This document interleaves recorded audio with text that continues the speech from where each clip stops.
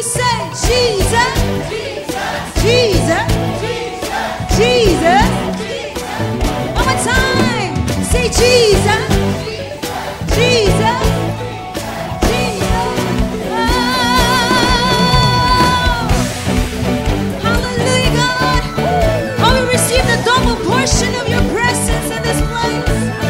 We have a new song for you. Come on. Clap your hands for Jesus.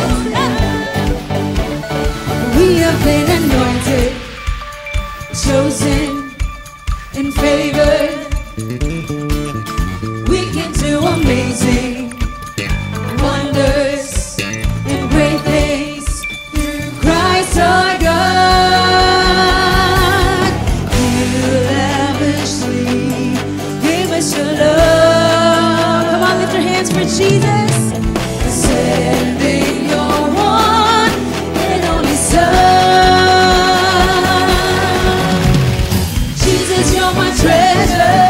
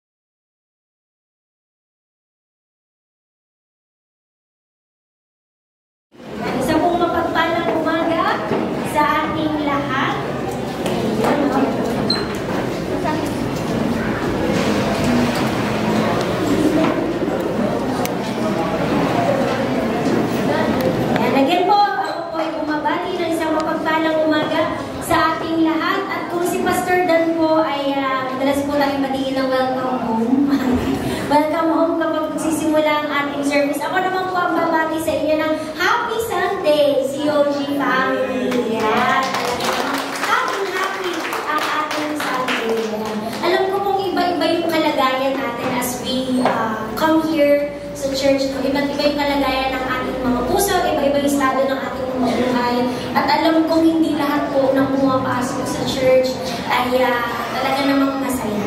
No? Minsan maraming pumapasok sa church ng pagod, re-recover pa lang sa grabing kaganapan ng linggong ito, di ba? Meron din mga taong pumapasok ng malungkot, meron din po yung mga bit-bit na kabigatan. No? Pero ang panalangin ko sa bawat isa ay sama-sama po tayong lalabas ng iglesia ng masaya. Taglay ang kalagayan, kagalakan na galing sa Panginoon. Kaya pakibati naman po yung inyong mga katabi ng Happy Sunday.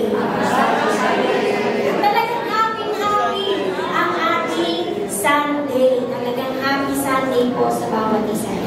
So ngayon pong araw ay gusto ko pong simulan yung ating mensahe with several pictures na alam kong familiar. Very, very familiar sa atin itong mga nakaraang buwan. No? Dahil ngayon po ay campaign period. Ayan.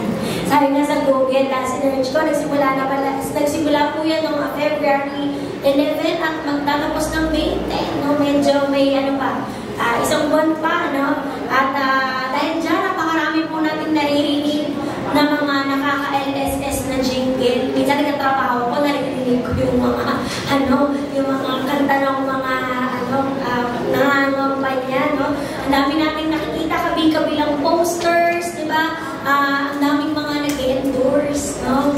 Ang dami rin mga nagmo-motorcade, no? Yung mga taong nanliligaw po sa ating taong bayan para sa ating boto at suporta, no? Kaya nga po, ang tanong ko po sa bawat isa sa atin ay bilang mga Kristiyanong Pilipino, tayo po ba ay ginagawa na po ba natin yung ating part upang suriin ng merong wisdom na galing po sa Panginoon yung mga kumakandidato sa taon ito? Nagagawa na po ba natin yan? Ayan. Nailalapit na po ba natin sa Panginoon in prayer yung nalalapit po natin halala? Ayan. Parang layata sumasagot, ano? So, kung hindi pa po natin nagagawa, kasi baka maaaring yung iba ay mga first-time voters. Alam po ba dito mga first-time voters? Yung iba, wala. So, mga batikan na tayo dito sa pagboto.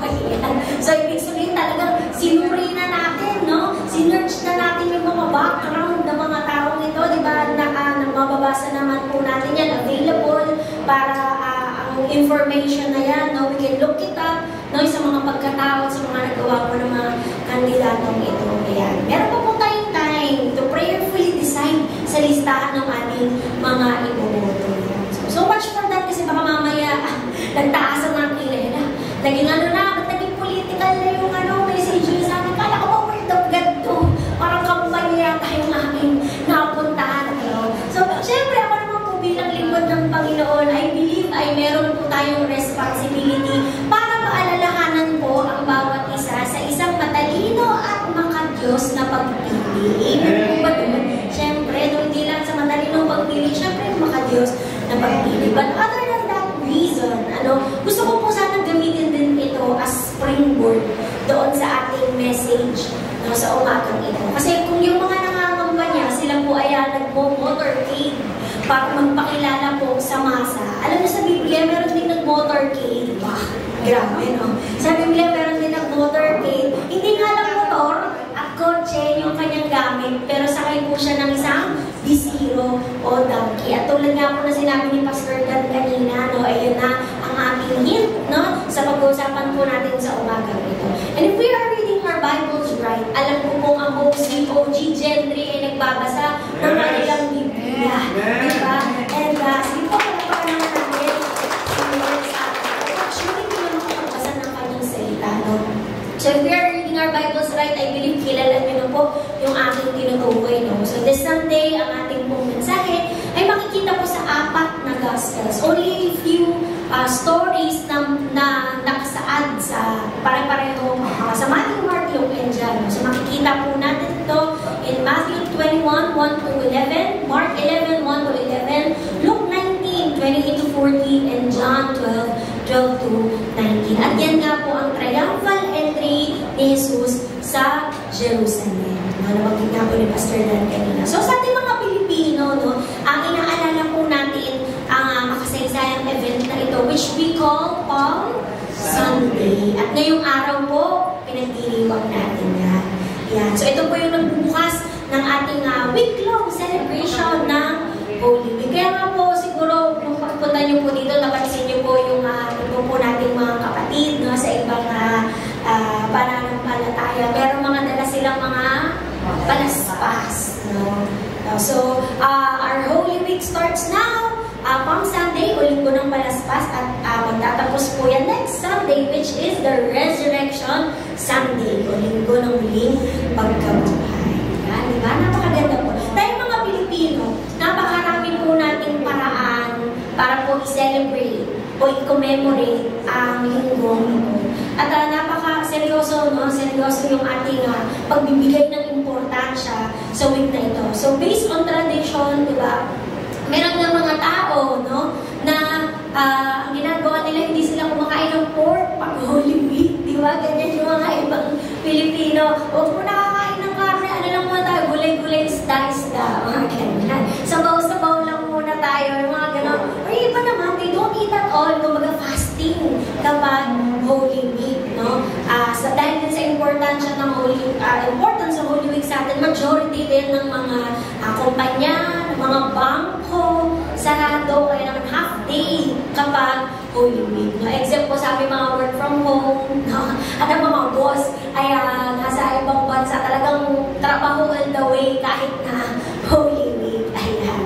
And bukod doon, maging yung mga TV programs po natin, no? Regular TV programs, hindi mo na sila umiere, and instead, ay nagpapalabas po sila ng mga inspirational films. Tulad po ng gagawin natin on Wednesday and Thursday. Kaya naman kukunin ko na rin ang opportunity na ito para po i-invite ang bawat isa to please join us here. Yeah. Meron po tayong mga films na ipapalabas po on Wednesday and Thursday, at sabay-sabay po natin siyang pagninilay-nilayan afterwards. And then after, on Friday naman po, meron tayong 7 Last Words ng 3 p.m. So we invite everyone to spend our week, our Holy Week here with us dito sa church. Ayan. And bukod dun sa mga films, no, marami rin iba, ayaw nila ng films, no, live talaga.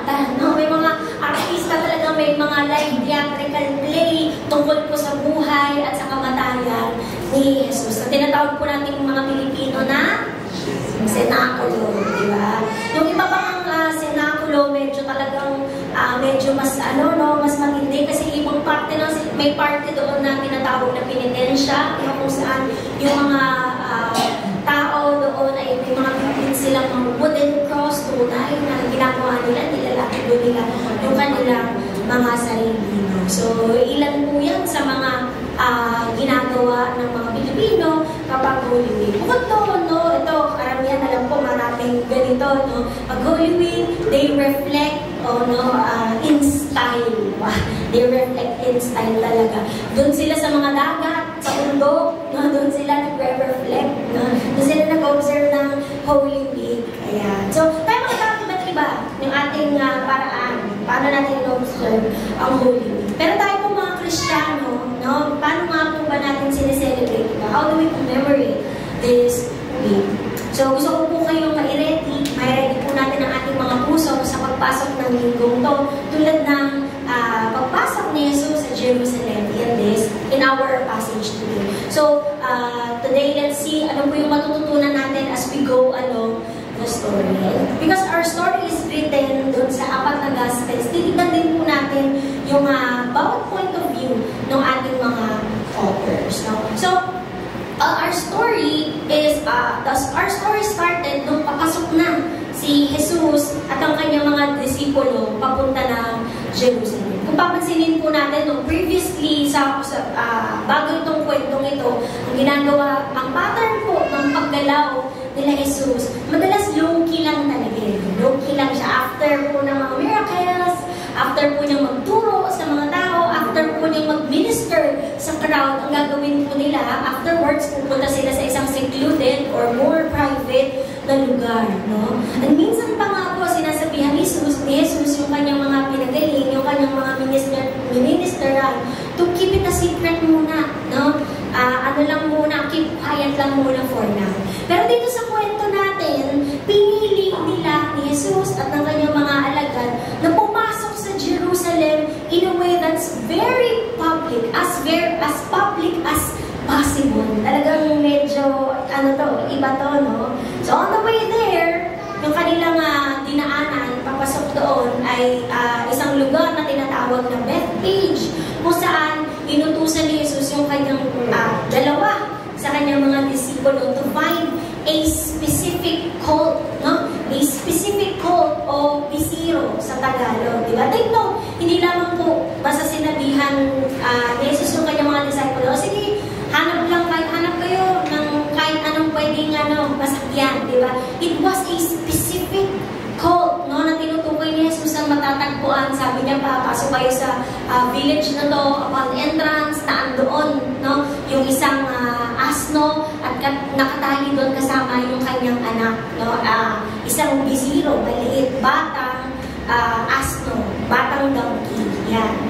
So, maging yung may-ari nito, no, na siyang may karapatan doon sa mga bisiro at doon sa asno na yun, ay sinabihan din, pinasabi ni Jesus, kapag kaalaga nila to at tinanong saan dadalhin, ang sinabi, kailangan po ni Lord, no? At pumayag siya, no, willingly, ay ipinagamit niya ito. So, kung isipin po natin itong entire arrangement na ito ay naganap so that an Old Testament prophecy will be fulfilled, no? At sinabi po yan, the Old Testament prophecy ay matatagpuan po natin sa Zechariah 9 verse 9. At ang sabi po dito, "Rejoice greatly, daughter of Zion.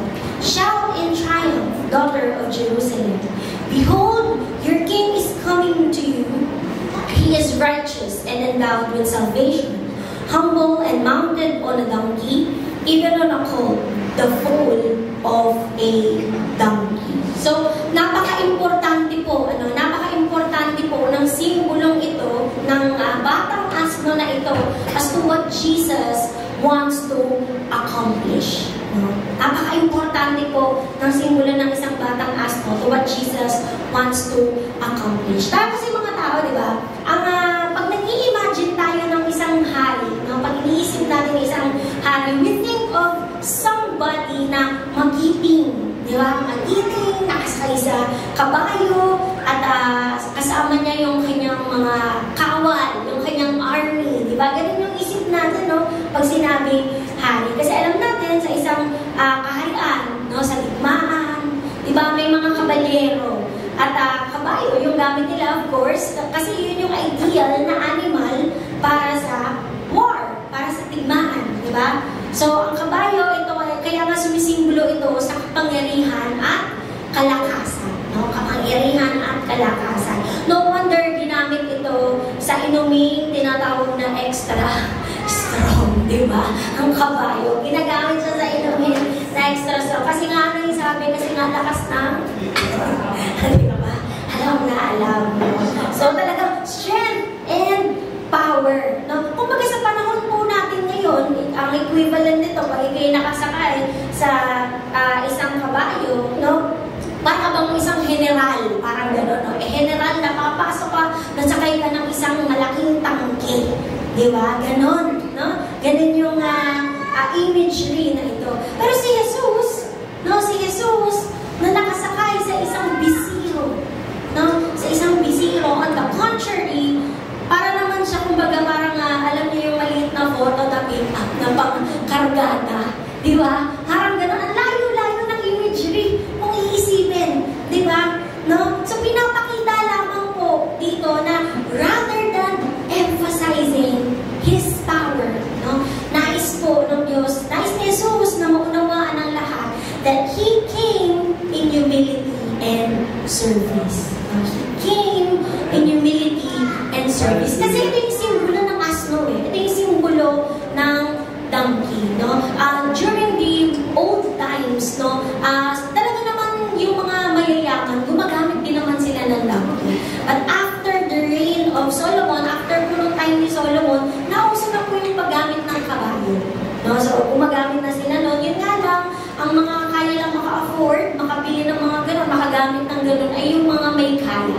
no?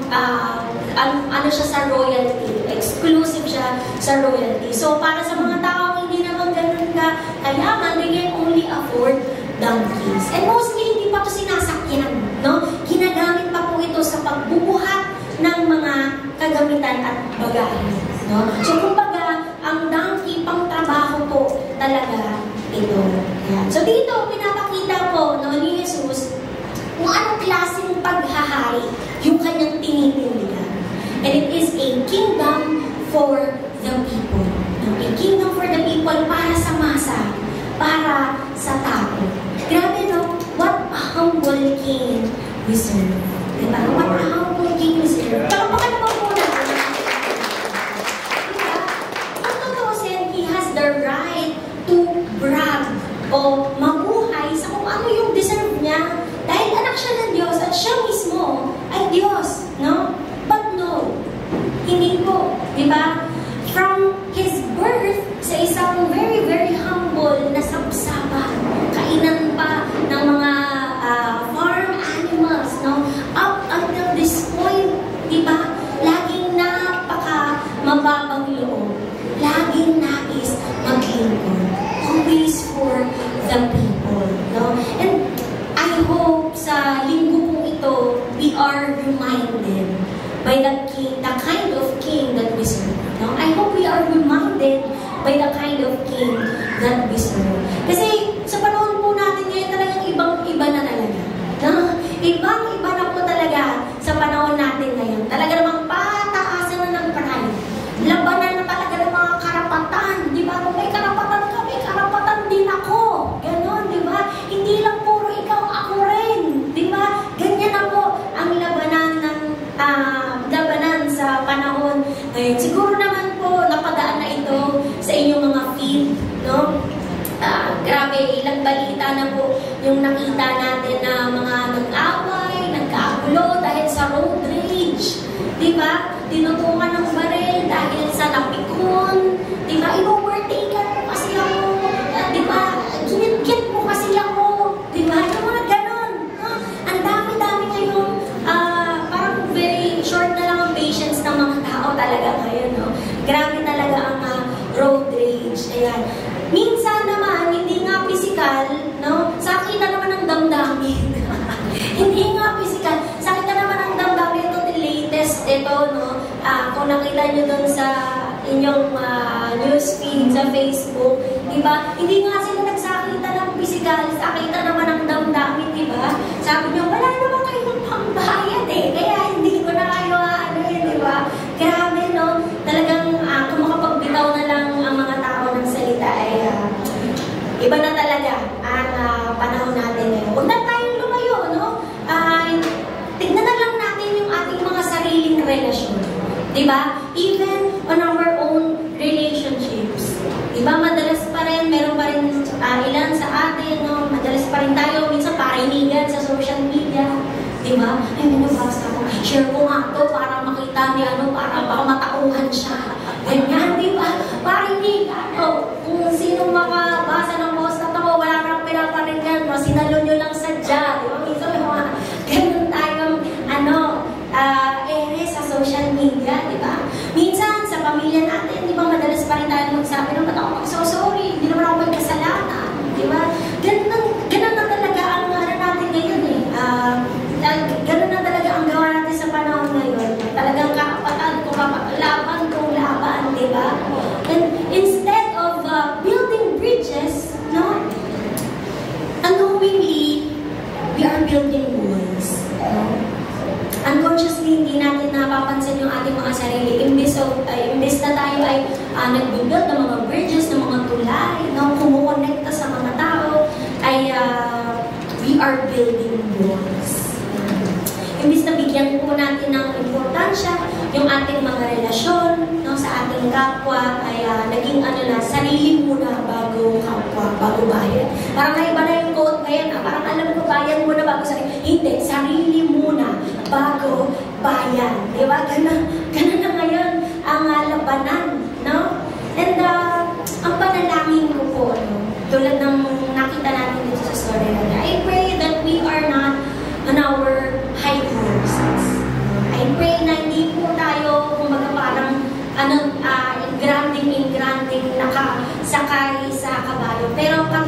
Jesus sa isang bisiro na pangtrabaho. Willing to connect, willing to serve others, willing to lay down their lives para sa iyo. Because this is the King we serve. The King we serve.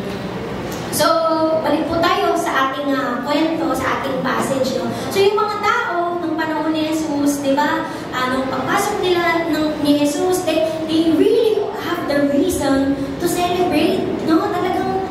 Talagang dagundong siguro talaga yung kalsada ng time na yun sa hiyawan, sa selebrasyon, di ba? Kasi yung pinangakong Messiah, nung nakita nila, wow, makatao, makamasa, di ba? They have heard stories and they even witnessed kung paanong nagpagaling si Jesus, kung paano siyang gumawa ng mga kagilalas na bagay, paano nagpalayas ng mga demonyo, bumuhay even ng mga patay, di ba? Kaya nga po, nung dumating si Jesus, puro-puro ng hiyawan, selebrasyon, doon sa kalsada, nilatag nila yung kanilang mga balabal, no? Sa daanan, nagpagayway sila at naglatag din ng mga palmera, no? Nakita natin, it is actually ang simbolo po nito ay honoring ang isang royalty. No, yun yung kanilang ginagawa. So, naglatag sila ng mga palmera, they were shouting. Doon sa Mark naman po natin ito makikita, no, in Mark 11, it is the same story and the people were shouting, Hosanna! Blessed is he who comes in the name of the Lord. Blessed is the coming kingdom of our father David. Hosanna in the highest. No? So makikita po natin yan in Mark 11 verse. And so ang title po natin this morning, ito sana ngayon pa lang po natin pinakita. No? So the word Hosanna is not just a shout of joy o celebration. No? Yung mga tao, nung sumigaw sila ng Hosanna, hindi lang ito ibig sabihin parang, yay, praise the Lord. No? Hindi lang ito ganun. No? Ang salita pang Hosanna,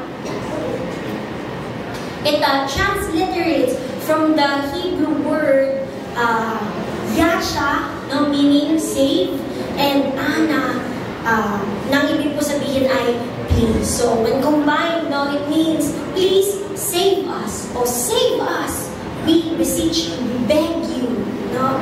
So ang mga taong ito, they were shouting Hosanna, they recognize kung sino si Jesus. No? They recognized Jesus for who He was. He was the promised Messiah. He is the Son of David, no? A royalty, a king. He is a deliverer. Yun nga lang, yung pagkakaunawa po nila, no? Hindi nila lubusang naunawaan yung kabuuan ng pagkatao ni Jesus. No? Hindi nila lubusang naunawaan yung kabuuan ng pagkatao ni Jesus. Yes, deliverance ang ino-offer ni Jesus. Pero yung provision ng deliverance para sa Israel, hindi ito katulad ng deliverance na ini-expect nila. No? Hindi ito yung klase ng deliverance na kanilang ini-expect. Because they might be thinking, no, ay ito na. Diba? Ito na yung haring magpapalaya sa amin sa kamay ng mga Romano. No, ito na yung tutupad sa propesiya. Ito na yung mag-aangat sa estado ng aming buhay. Diba? Ganun yung expectation nila sa Panginoon Jesus. And then, they saw Jesus na nakasakay sa isang bisiro. No? They saw Jesus humbly walking, na nakasakay sa isang donkey. So, naisip ko, ano kaya nararamdaman itong mga taong ito, no? Na hindi nag-fit yung image sa isip nila sa kung ano yung nais i-accomplish ni Jesus at sa kaharian, no? Nais i-accomplish ni Jesus at ng kaharian ibinibuild niya that time, no? Ano kaya yung reaksyon ng mga tao ito? And I thought ba familiar, no? Parang familiar din. Because believe it or not, even sa panahon po natin ngayon, there are still people coming to Christ, no? Na totoo nga po, yes, tinatanggap po siya bilang tagapagligtas, no? Tinatanggap si Jesus bilang Messiah, but with the same attitude attitude that the Jews had. No? Yes, they want a Messiah na magbibigay sa kanila, na deliverer din, but will give them a perfect life. Diba? Isang buhay na puno ng peace, no? Puno ng safety, security, ng health, prosperity, happiness. Diba? Yun yung klase ng Messiah kanilang ina-expect at nais. Gusto nila ng deliver, oo, pero Lord, deliver mo ko sa mga burden ko sa buhay. Diba? Lord, deliver mo, save mo po ako sa mga sakit, sa mga problema ng pamilya namin. I-save mo po ako sa kahirapan. Diba? Save mo po ako sa mga karamdaman, sa sakit ko ngayon. O, ganyang klase ng salvation lang, Lord. Ang ganda lang. Yung kaligtasan gusto ko. Diba? Madalas yun yung parang priority for us. Well, totoo naman po na nagkakaloob, kaya naman at talaga namang nagkakaloob si Jesus sa atin ng ganitong blessing sa ating mga buhay. But we must never forget na hindi naman inalay ng Panginoon ang kanyang buhay just for us to live a good life. No? Hindi po inalay ni Jesus ang kanyang buhay just for us to live a good life. He died for us to be reconciled to the Father and have eternal life. Ito po yung first and foremost na nais pong i-accomplish ng Diyos sa ating mga buhay. No? This is first and foremost yung nais i-accomplish ng Diyos sa ating buhay, that we may have eternal life. No? So, He might not be the king we expect or the king that we want, but He is exactly the king that we need. No? He is exactly the king that we need. Kasi ito yung dilemma ng tao ever since eh. Noon pa, even ngayon. Diba? Ang focus natin madalas sa kung ano yung nakikita, diba? Kung ano yung physical, kung ano yung nahahawakan. No? Our vision bilang mga tao is earthly and physical, not eternal and spiritual. Diba? Madalas natin pinapanalangin within, Lord, ito yung mga kailangan ko. Ito po yung mga bagay na need ko ng tulong mo, ng kapangyarihan mo. And while, yes, Jesus cares for us, no? He saves us from our earthly troubles, pero ang totoo, there is something deeper that we need saving from.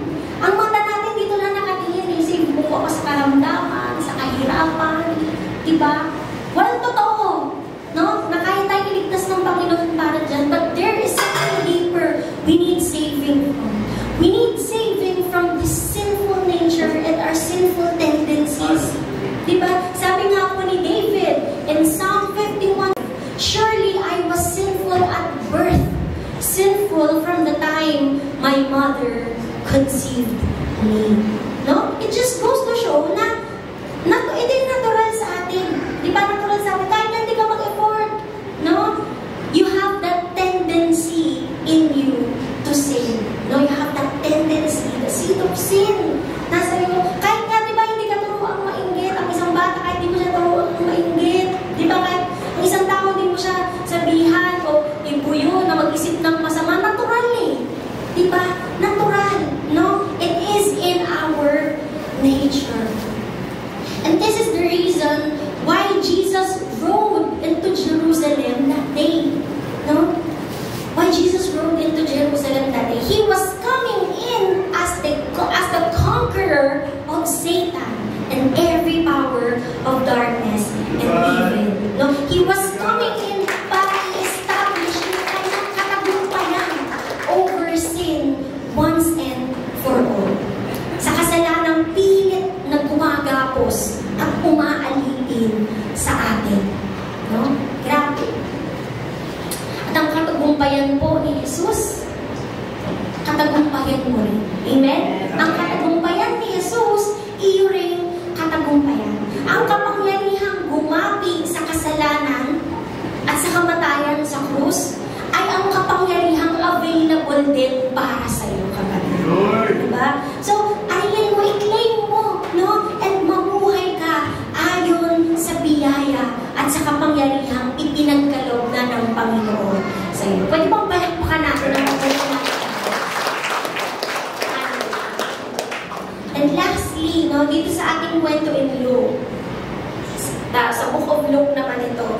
Same story, no? But when they approached Jerusalem, nakita po ni Jesus yung syudad at siya po'y tumangis. No, si Jesus, he wept. No? And it was a very moving moment para sa ating Panginoon Jesus. Basahin ko lamang po in Luke 19, still the same story. Author lamang po. If you had known on this day, even you, the conditions for peace. But now they have been hidden from your eyes. For the days will come upon you when your enemies will put up a barricade against you and surround you and hem you in on every side. They will level you to the ground and throw down all your children within you. And they will not leave in you one stone upon another because you did not recognize the time of your visitation. So, Panginoong Jesus, nagpunta siya doon sa Jerusalem with the desire to deliver the people from destruction na kanilang kahantungan. This was a prophecy of Jesus. No? At tunay nga na na-fulfill ang prophecy na to noong AD 70 AD, nung winasak ng mga Romano yung syudad at templo sa Jerusalem. No? At nakakalungkot yun yung reason bakit napighati ang ating Panginoon. No? Nakakalungkot because with all the signs and wonders and miracles na witness nilang nakita na ginawa ni Jesus, still, ang tindi pa rin ng spiritual blindness ng mga tao at ng leaders ng Jerusalem. Kung hindi nila na-discern yung meaning ng pagbisita ng hari. They failed to accept yung offering ni Jesus na salvation at nireject nila yung kanyang paghahari. No? Imagine, these people na siyang sumisigaw ng Hosanna. Nung araw na yung Hosanna, blessed is the King who comes in the name of the Lord. Diba? Hosanna, sumisigaw sila ng galon. Then just a few days later, sila rin yung mga taong sumigaw ng Crucify Him! Crucify Him! Diba? Sila rin yun, pero ilang days lang after. Grabe. Diba? Grabe, no? What a sad story. No? A lost opportunity para sa mga tao nito.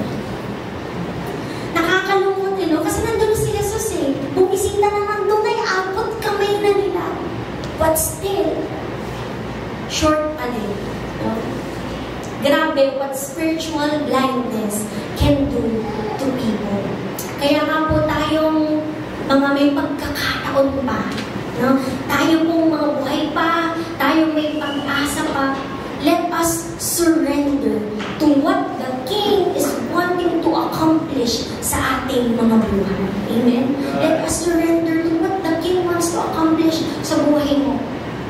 When He comes as a deliverer, kapatid, magpa-deliver ka. Diba? When He comes as a deliverer, magpa-deliver ka. No? Do not harden your heart. Diba? Do not run from His will. Surrender to the King because today, He is still coming as a peaceful King. Nakasakay pa rin sa asno. Gently calling to every heart. Asking kung willing ba tayo na i-open yung ating mga pinto, yung pinto ng ating mga puso, and allow Him to be the King and Lord over our lives. No? Because time will come na muling babalik ang Panginoon. He will come hindi na po bilang tagapagligtas, but as a judge and a conquering King. Kaya habang may pagkakataon pa, kapatid, surrender to His will. Surrender to the King. Because time will come that He will come back, hindi na bilang Savior, but as a judge and a conquering King. And so I pray today that we make sure na parte tayo ng Kanyang kaharian. Parte tayo ng Kanyang kaharian. And so, as we enter the Holy Week, this week, this is our call to action. 5 lamang po ito, mabibilis lang. Mga bagay na natutunan natin. Of course, nadaanan na natin ng kwento, naintindihan na natin siya. Meron tayong mga natutunan. Ngayon, anong gagawin stops na. Diba? Ano ang gagawin po natin? So as we enter this week, this is our call to action. Una, welcome the King fully and honestly. No? Fully and honestly. Hindi po katulad ng mga Hudyo during that time. No? Binelcome nila ang King. Pero yung partial parts lang ng paghahari mo, Lord, gusto ko lang part ako ng kingdom mo, yung tagapagligtas lang, no? Yung taga-provide ng mga pangangailangan ko. Ganong King lang, Lord, pero pag yung babaguhin na yung buhay ko, diba? Hindi na convenient sa akin yung magsaserve na, parang medyo, dito lang ako sa part na to, no? So, kumbaga sa kasal, doon lang tayo sa for better, for riches, for health lang tayo, diba? Ganon lang, no? But let us welcome the King fully, no? Fully, bobo, and honestly. The crowds, during that time, they shouted, Hosanna, pero hindi nila tunay na naunawaan kung sino ba talaga si Jesus. So what are we going to do? Take this time this week to reflect. Am I truly welcoming Jesus as Lord over every part of my life? No? Lahat ba ng parte? Lahat, every part of my life? Or just the convenient parts? No? Am I truly welcoming Jesus as Lord over every part of my life? Or just the convenient parts? Invite Him hindi lamang po bilang tagapagligtas, ngunit Hari at Panginoon ng ating mga buhay. At Hari at Panginoon means siya ang susunod. No? Kalooban niya ang maganap sa ating mga buhay. Pangalawa po, no? Let us worship with depth, not just emotions. Let us worship with depth. Sumamba po tayo ng merong lalim. No? Sumamba po tayo ng merong lalim. Hindi lamang po puro emotion. Although it is also important parte rin ito ng ating pagsamba. Pero hindi lamang yun. No? Kailangan sumasamba din tayo ng merong lalim. During that time, yung hiyawan nila, grabe, no? Grabe yung dagundong, grabe kung makasigaw ng Hosanna, save us. No? But the palm branches, yung pagbaba nila ng kanilang mga balabal, those are beautiful acts. But it fades quickly. Diba? Pagpasok ni Jesus, ano na? No? Pag alis ni Jesus, tapos na yung programa, tapos na yung mga hiyawan, ano na? Real worship, true worship, continues beyond the crowd. No? Real worship, true worship, continues beyond the crowd. Sa konteksto po natin sa panahon ngayon, real worship extends beyond every Sunday service. Yes, this is worship, yung ginagawa po natin dito, kumakanta, pakikinig ng kanyang salita. But true worship extends sa labas ng church. It goes to sa ating mga bahay, yung ginagawa natin sa ating mga trabaho. That's worship. So our challenge this week, let your worship go deeper this week. No? Hindi lang tayo basta aawit ng mga kanta, but we are going to live out itong mga inaawit natin sa Panginoon. We are not just singing empty words. Pero hayaan natin yung ating mga buhay, ito yung awitin natin para sa Panginoon. Amen. Lord. Choose faithfulness even when it is costly. Choose faithfulness even when it is costly. Dahil ang Panginoong Jesus, yung kaligtasan natin, hindi, although laging sinasabi, it is free, yes, it's free, but it is also costly because it cost the life of the Son of God. No? Pangatlo po, this week, let us embrace His way of peace and humility. His way of peace and humility. Nung time na ito na si Jesus, He didn't ride sa isang tangke, no? Na may bit-bit na mga armas, na pupwersahin yung mga Hudyo na sumuko kayo sa akin, bow down to me. Diba? Liligtas ko kayo.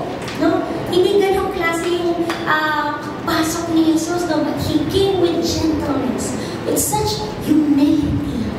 No? And I hope na ang Diyos na nag-model sa atin ng ganong klase ng humility, i-embody din natin. He models a radically different kind of power. So, bilang sa ating mga tao, let's choose humility. Let us choose humility. Maybe serve someone this week, or forgive someone, diba? Let's make peace kung saan merong conflict sa ating pamilya, sa ating mga churchmates, sa ating mga co-workers, diba? Let us reflect His kingdom through our actions. Lagi natin sinasabi, we are a part of God's kingdom. We are God's people. We are kingdom people. Pero nakikita nga po ba sa atin ang characteristics ng mga taong kabilang sa kaharian ng Diyos?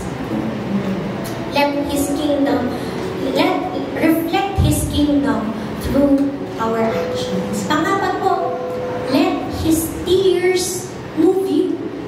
Let His tears move you. Nabasa po natin kanina na si Jesus, He wept over Jerusalem's blindness. At hindi lamang po nung time na yun, no? I believe even until now, He is still weeping over brokenness today. Patuloy pa rin tumatangis ang Panginoon sa mga taong lost, sa mga taong spiritually blind. No? And so for us, hingin natin sa Panginoon to break our heart for what breaks His. No? Let's ask God to break our heart for what breaks His. Let's pray for our community. Let's pray for our family. Let's pray for our nation. It is time to step into compassion. No? Na hindi puro sarili lang natin yung inisip natin, natatapos tayo sa kaabalaan ng ating buhay. Because God gave His life. No? Namang pag-ibig din natin ganong klase. The one that laid down their lives for others. At panglima at huli po, follow Him to the cross. Follow Him to the cross. Ang triumphal entry po na to, it leads to the cross. Hindi po sa isang throne room na merong napakalaking upuan at ginto-gintong mga kagamitan. This triumphal entry, the start of this week, no, it started with the triumphal entry, but it ended on a cross. And Jesus is inviting us to do the same. No? Nadaanan din yung path na yun, path of self-giving love. Para po sa atin, no, let us take up our cross daily. No? Take up our cross daily, hindi lang tuwing Sunday. Diba? Mamili na, Lord, pwede bang MWF lang ako mag-take up ng cross? Para may pahinga naman ako sa mga ibang araw. Diba? Sabi po dito, take up your cross daily. Talagang pakipagpakbakan talaga din. And that may mean forgiving, sacrificing comfort, diba? Standing for truth, or loving even when it's hard. No? Even when it's hard. Don't just walk behind Jesus in the crowd. Walk with Him to the cross. Walk with Him to the cross. Tayo po lahat ito ngayon.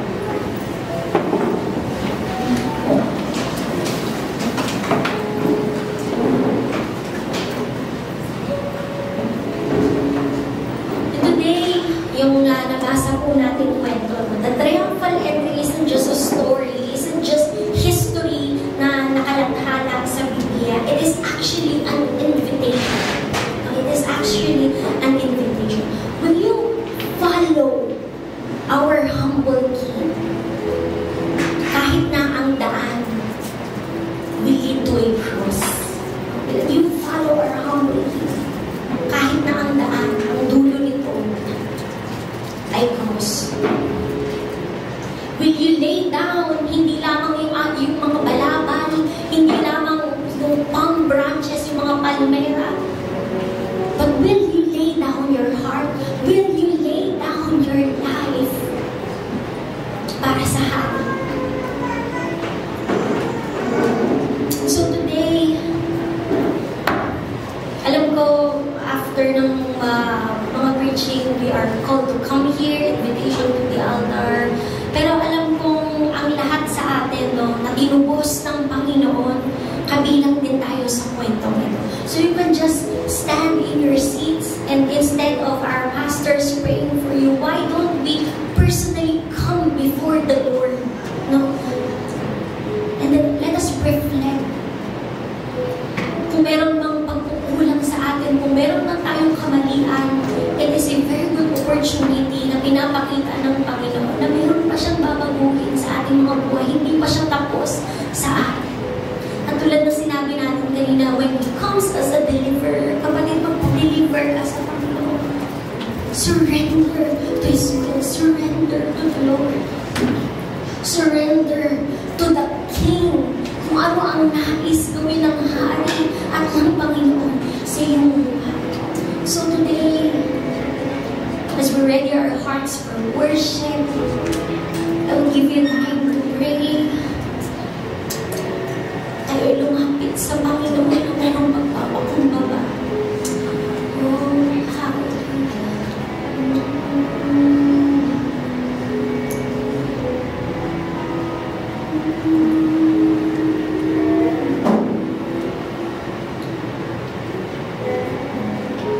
Let us not waste this opportunity. Let us come before the Lord today. Oh God, meet us here as we come to you, Panginoon. Alam namin hindi mo kami bibiguin, but you are going to meet every hearts today. If someone needs healing, Panginoon, deal with us today, oh God.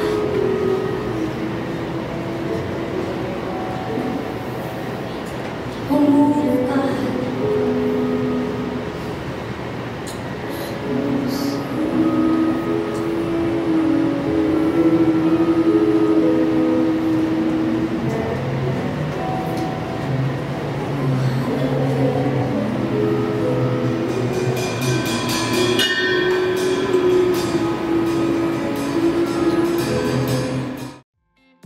Giving is part of worshiping. To all who desire to give, you may give your tithes and offering through online bank transaction. Details are provided below.